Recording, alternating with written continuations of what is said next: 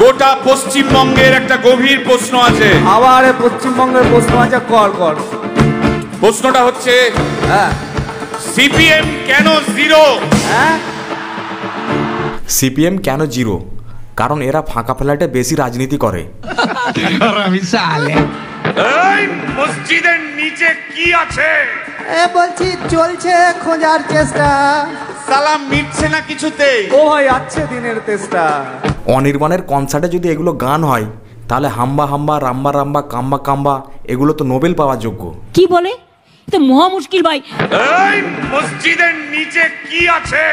মুর্শিদাবাদ আর ধুলিয়ানা নিয়ে যদি দু একটা গান লিখতো তাহলে বিচি শুকিয়ে যেত।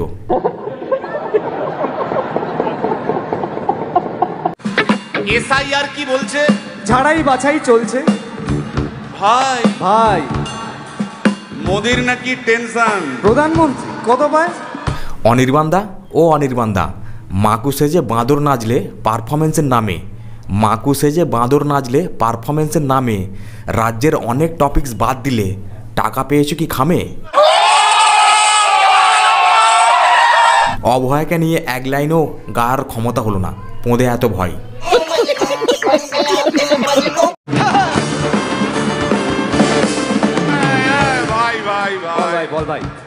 অনির্বাণদা ও অনির্বাণদা, মেরুদণ্ড সোজা ছিল তখন ছিল কাটা, মোদির নাম নিলেন দিদিকে বাদ দিলেন, কবে থেকে হলে চটি চাটা।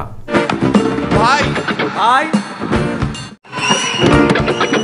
ভাই ভাই আচ্ছা ভাই ভাই, যে গানেতে চাকরি চুরি নেই, যে গানেতে কয়লা চুরি নেই, যে গানেতে গরু চুরি নেই, যে গানেতে প্রধানমন্ত্রী আছে মুখ্যমন্ত্রী নেই, যে গানেতে সনাতনীরা আছে কিন্তু উর্দু প্রেমীরা নেই, আর যাই হোক সেই গানটা আমাদের ভাই না।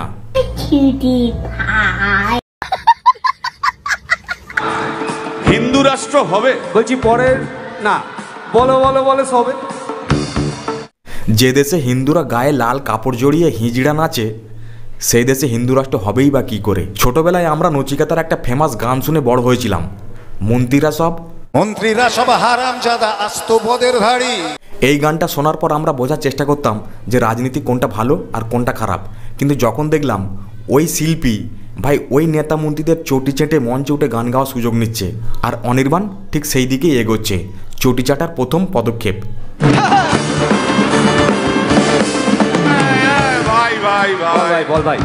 এদের সিনেমা আর মানুষ দেখতে চায় না, এরা যদি সেই সিনেমা করে তাও মানুষ এদের সিনেমা দেখবে না, তাই এরা ঠিক করে নিয়েছে যে এরকম দু একটা কনসার্ট করে জাস্ট মোদির ওপর দু একটা ডায়লগ মেরে দাও, ব্যাস রোজগার হয়ে যাবে।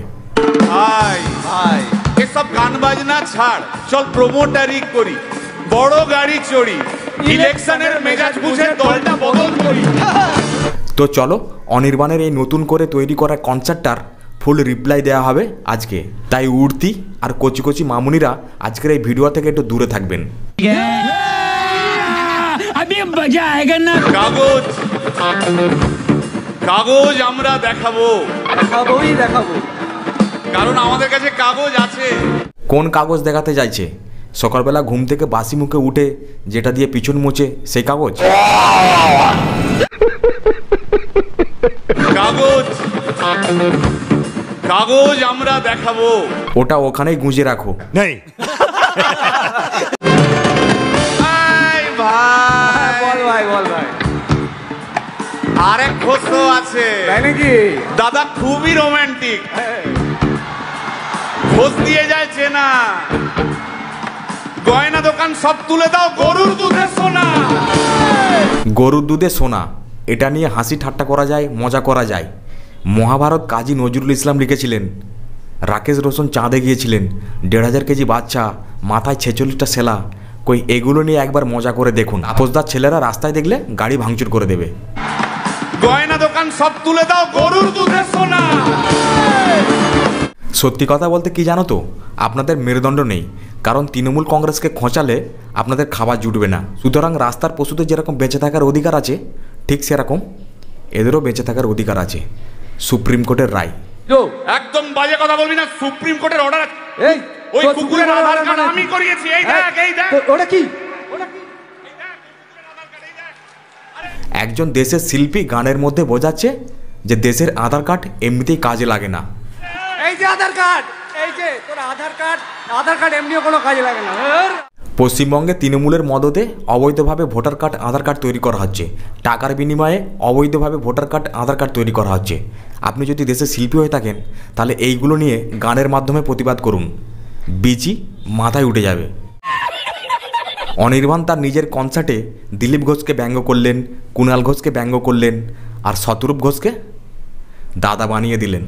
3 নম্বর ঘোষের নামটা শোন। সেটা কে রে ভাই? বলছি রে ভাই, টিভির চ্যানেল, পার্টি, অফিস বড্ড হাঁটাহাঁটি, তাই কিনেছে গাড়ি, দামটা বেশি খুব, ফেসবুকেরই রাজা মদের দাদা শতরূপ। নেতাদের নাম ধরে ব্যঙ্গ করলেন, হাসি ঠাট্টা করলেন।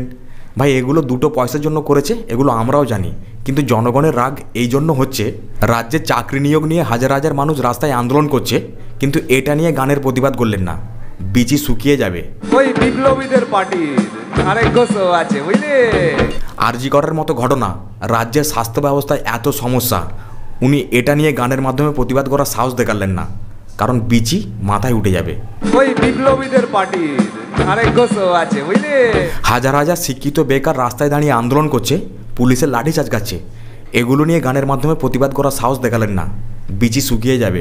নেতা মন্ত্রীদের নিয়ে হাসি ঠাট্টা করলেন, মজা করলেন, অন্যদেরকে হাসালেন, ভাইরাল হলেন, কিছু টাকা কামিয়েও নিলেন।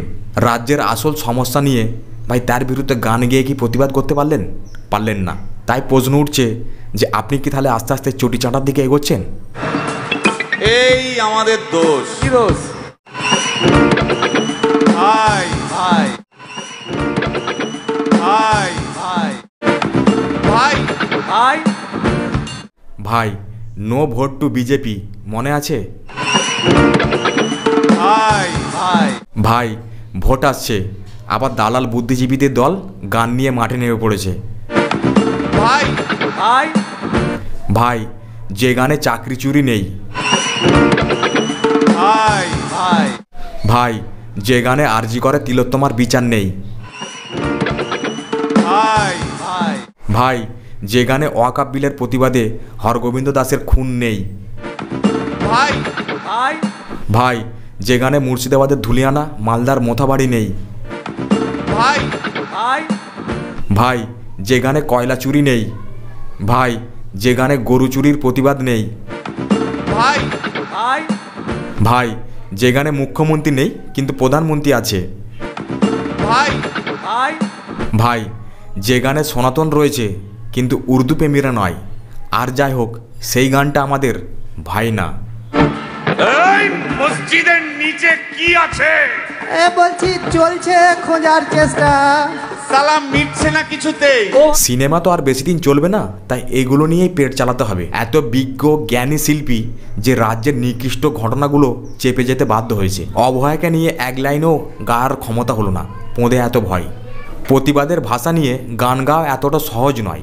এখন বাংলায় থাকতে গেলে, বাংলায় কাজ পেতে গেলে ভাই নিজের মেরুদণ্ডটা বিকৃত করতেই হবে। অনির্বাণ বিজেপিকে নিয়ে হাসি ঠাট্টা করতে পারে, অনির্বাণ মোদীকে নিয়ে কটাক্ষ করতে পারে, কিন্তু নবান্নর ওই 14 তলায় কয়লা গরু শিক্ষা নিয়ে ভাই টু শব্দ করতে পারবে না। বিচি মাথায় উঠে যাবে। তাই বলি চেটে নয় খেটে খাও। ভাই ভিডিওটা আজ এই পর্যন্ত। কেমন হলো জানিও, একটা লাইক করো, একটা কমেন্ট করো। দেখা হয় পরের ভিডিওয়। ভালো থাকবেন।